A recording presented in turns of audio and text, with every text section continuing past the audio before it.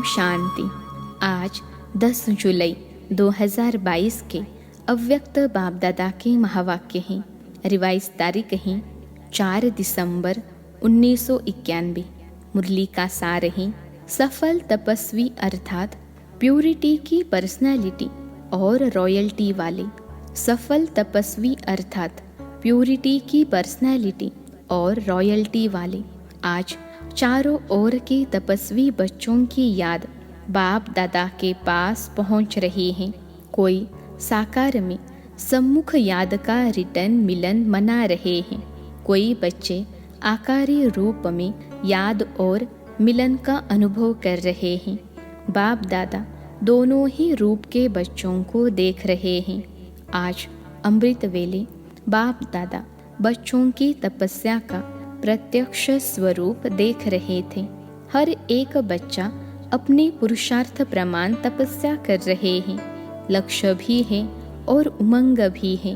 तपस्वी सभी हैं क्योंकि ब्राह्मण जीवन की विशेषता ही तपस्या है। तपस्या अर्थात एक के लगन में मगन रहना।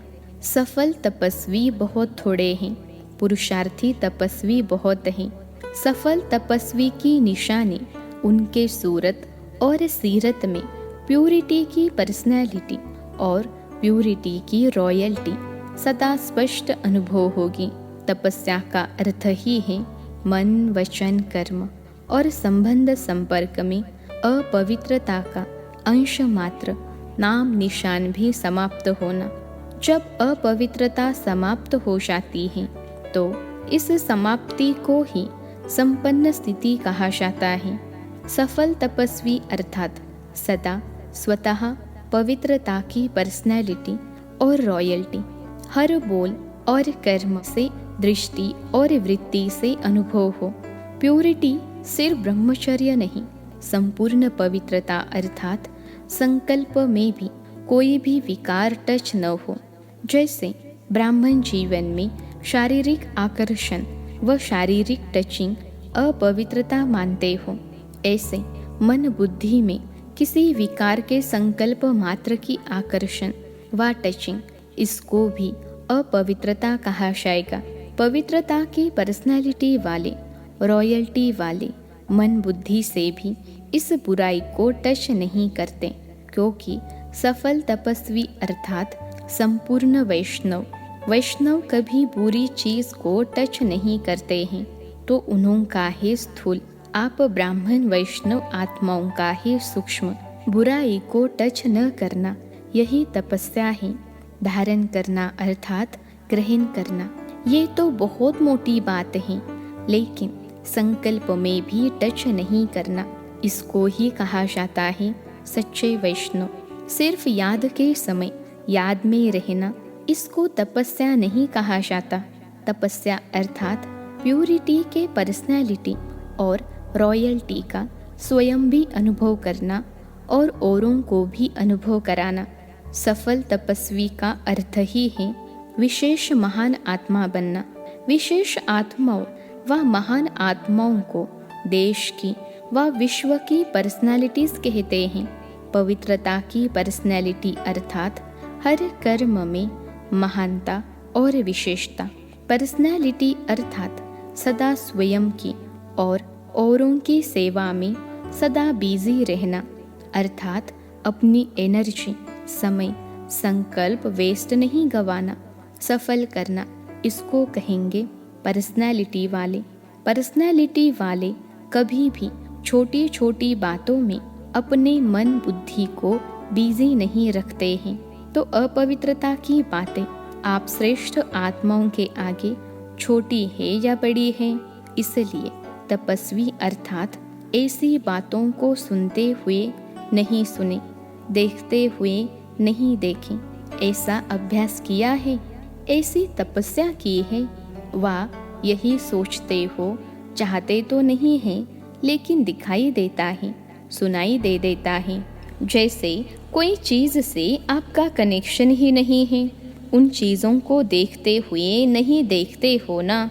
जैसे रास्ते पर जाते हो, कहीं कुछ दिखाई देता है परंतु आपके मतलब की कोई बात नहीं है, तो तो देखते हुए नहीं देखेंगे ना, साइड सीन समझकर पार कर लेंगे ना।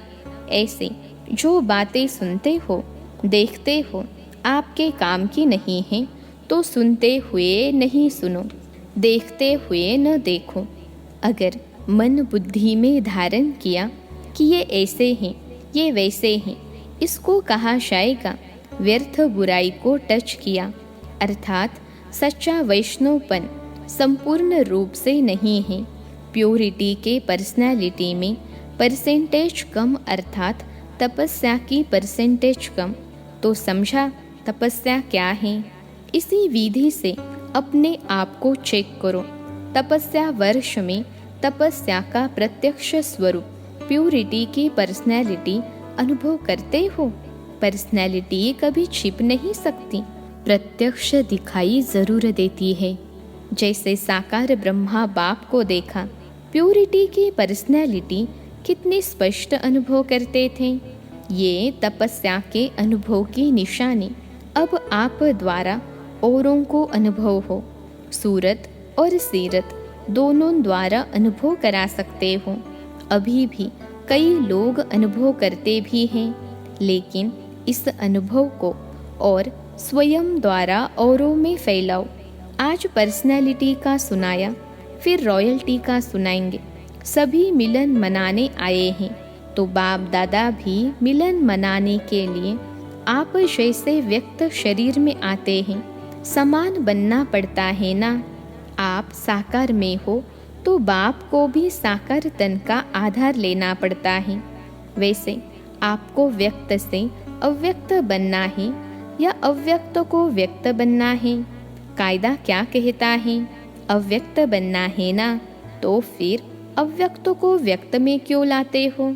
जब आपको भी अव्यक्त ही बनना है तो अव्यक्त को तो अव्यक्त ही रहने दो ना।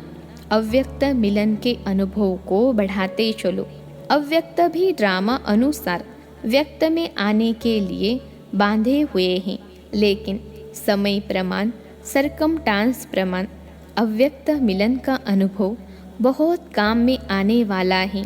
इसलिए इस अनुभव को इतना स्पष्ट और सहज करते जाओ, जो समय पर यह अव्यक्त मिलन साकार समान ही अनुभव हो। समझा? उस समय ऐसे नहीं कहना कि हमको तो अव्यक्त से व्यक्त में मिलने की आदत है, जैसा समय वैसे मिलन मना सकते हो। समझा? जो भी जहाँ से भी आए हो, इस समय सभी मधुबन निवासी हो या अपने को महाराष्ट्र निवासी, उड़ीसा निवासी समझते हो, ओरिजिनल तो मधुबन निवासी हो। यह सेवा अर्थ भिन्न भिन्न स्थान पर गए हो। ब्राह्मण अर्थात मधुबन निवासी सेवा स्थान पर गए हो, इसलिए सेवा स्थान को मेरा यही स्थान है, यह कभी नहीं समझना।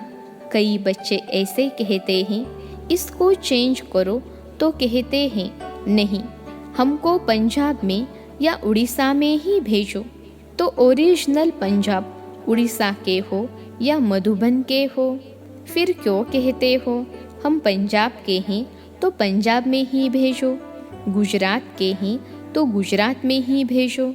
चेंज होने में तैयार हो, टीचर्स सभी तैयार हो, किसी को कहा भी चेंज करे, तैयार है। देखो दादी सभी को सर्टिफिकेट ना का दे रही है। अच्छा, यह भी अप्रैल में करेंगे। जो चेंज होने के लिए तैयार हो वही मिलने आवे। सेंटर पर जाकर सोचेंगे, यदि नहीं रहेंगे कि इसका क्या होगा, मेरा क्या होगा। थोड़ा बहुत कुछ किनारा भी करेगी। बाप दादा से तपस्या की प्राइज लेने चाहते हो और बाप दादा को तपस्या की प्राइज देने भी चाहते हो या सिर्फ लेने चाहते हो। सभी सेंटर से सरेंडर होकर आना। नए मकान में आसक्ति है क्या? मेहनत करके बनाया है ना। जहाँ मेरापन है वहाँ तपस्या किसको कहा जाएगा? तपस्या अर्थात तेरा और तपस्या भंग होना माना मेरा। समझा? ये तो सब छोटी छोटी टीचर्स हैं। कहेंगी हर्जा नहीं, यहाँ से वहाँ हो जाएंगे। बड़ों को थोड़ा सोचना पड़ता। अच्छा, जो सेंटर पर आने वाले हैं वो भी सोचते होंगे हमारी टीचर चली जाएगी, आप सभी भी एवर रेडी हो, कोई भी कहाँ भी चली जाए। वह कहेंगे हमको तो यही टीचर चाहिए। जो समझते हैं कि कोई भी टीचर मिले उसमें राजी हैं वह हाथ उठावे। कोई भी टीचर मिले, बाप दादा जिम्मेवार हैं, दादी दीदी जिम्मेवार हैं, वह हाथ उठाए। अभी ये टीवी में तो निकाला है ना, सभी के फोटो टीवी में निकाल लो, फिर देखेंगे। अंतिम पेपर का क्वेश्चन ही यह आना है, नष्टो मोहा स्मृति स्वरूप। वो अंतिम पेपर के लिए तो सभी को तैयार होना ही है। रिहर्सल करेंगे ना, जॉन हेड को भी चेंज करेंगे, पांडवों को भी चेंज करेंगे। आपका है ही क्या, बाप दादा ने दिया और बाप दादा ने लिया। अच्छा, सभी एवर रेडी हैं, इसलिए अभी सिर्फ हाथ उठाने की मुबारक हो चारों ओर के सफल तपस्वी आत्माओं को। सदा प्योरिटी की पर्सनैलिटी में रहने वाली, सदा प्योरिटी के रॉयल्टी में रहने वाली, सदा सच्चे संपूर्ण वैष्णव आत्माएं, सदा समय प्रमाण स्वयं को परिवर्तन करने वाले विश्व परिवर्तक, ऐसे सदा योगी, सहज योगी, स्वतः योगी महान आत्माओं को बाप दादा का याद प्यार और नमस्ते। हम रूहानी बच्चों की सिखलते रूहानी माता पिता बाप दादा को याद प्यार, गुड मॉर्निंग और नमस्ते बाबा नमस्ते। पार्टियों से मुलाकात, सभी तपस्वी आत्माएं हैं, ऐसे अनुभव करते हो। तपस्या अर्थात एक बाप दूसरा न कोई, ऐसे हैं या दूसरा कोई है, अभी भी कोई है, कोई व्यक्ति या कोई वैभव, एक के सिवाय और कोई नहीं, या थोड़ा थोड़ा लगाव है। निमित्त बनकर सेवा करना वह और बात है, लेकिन लगाव जहाँ भी होगा, चाहे व्यक्ति में चाहे वैभव में, तो लगाव की निशानी है, वहाँ बुद्धि ज़रूर जाएगी, मन भागेगा ज़रूर। तो चेक करो कि सारे दिन में मन और बुद्धि कहाँ कहाँ भागती हैं, सिवाय बाप और सेवा के और कहाँ तो मन बुद्धि नहीं जाती। अगर जाती है तो लगाव है। अगर व्यवहार भी करते हो, जो भी करते हो, वो भी ट्रस्टी बनकर, मेरा नहीं तेरा, मेरा काम है, मुझे ही देखना पड़ता है, मेरी जिम्मेवारी है, ऐसे कहते हो कभी? क्या करें, मेरी जिम्मेवारी है ना, निभाना पड़ता है ना, करना पड़ता है ना, कहते हो कभी? या तेरा तेरे अर्पण, मेरा कहाँ से आया, तो यह बोल भी नहीं बोल सकते हो। मुझे ही देखना पड़ता है, मुझे ही करना पड़ता है, मेरा ही है, निभाना ही पड़ेगा। मेरा कहा और बोझ हुआ, बाप का ही बाप करेगा। मैं निमित्त हूँ तो हल्के, बोझ उठाने की आदत तो नहीं है। 63 जन्म बोझ उठाया ना, कईयों की आदत होती है बोझ उठाने की, बोझ उठाने बिना रह नहीं सकते, आदत से मजबूर हो जाते हैं। मेरा मानना माना, बोझ उठाना, समझा, थोड़ा सा किनारा करके रखा है, समय पर काम में आएगा। पांडवों ने थोड़ा बैंक बैलेंस, थोड़ा जेब खर्चा रखा है, जरा भी मेरापन नहीं, मेरा माना मेला। जहाँ मेरापन होगा ना, वहाँ विकारों का मेलापन जरूर होगा। तेरा है तो क्या होगा, तैरते रहेंगे, डूबेंगे नहीं। तैरने में तो मज़ा आता है ना, तो तपस्या अर्थात तेरा, मेरा नहीं। अच्छा, ये ईस्टर्न जोन है, सूर्य उदय होता है ना, तो ईस्टर्न जोन वालों के पास बाप के साथ का यादगार सूर्य सदा ही चमकता है ना। सभी तपस्या में सफलता को प्राप्त कर रहे हो ना। तपस्या में संतुष्ट हो, अपने चार्ट से संतुष्ट हो, या अभी होना है। यह भी एक लिफ्ट की गिफ्ट है। गिफ्ट जो होती है उसमें खर्चा नहीं करना पड़ता, खरीदने की मेहनत नहीं करनी पड़ती। एक तो है अपना पुरुषार्थ और दूसरा है विशेष बाप द्वारा गिफ्ट मिलना।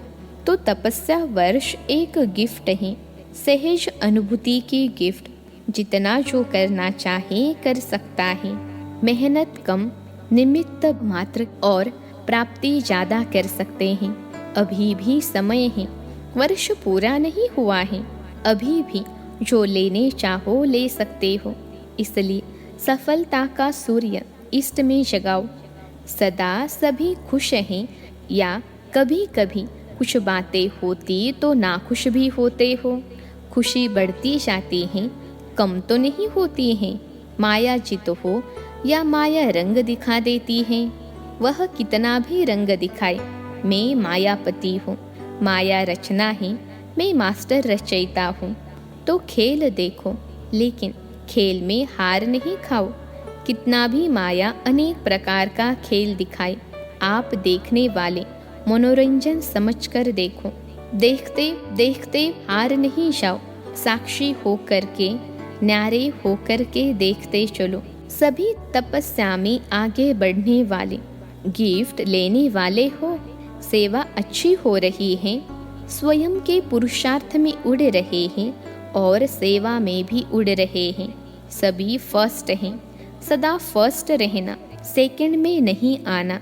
फर्स्ट रहेंगे तो सूर्यवंशी बनेंगे, सेकंड बने तो चंद्रवंशी। फर्स्ट नंबर मायाचित होंगे, कोई समस्या नहीं, कोई प्रॉब्लम नहीं, कोई क्वेश्चन नहीं, कोई कमजोरी नहीं। फर्स्ट नंबर अर्थात फास्ट पुरुषार्थ। जितना फास्ट पुरुषार्थ है वो पीछे नहीं हो सकता। सदा साक्षी और सदा बाप के साथी, यही याद रखना आज का वरदान है।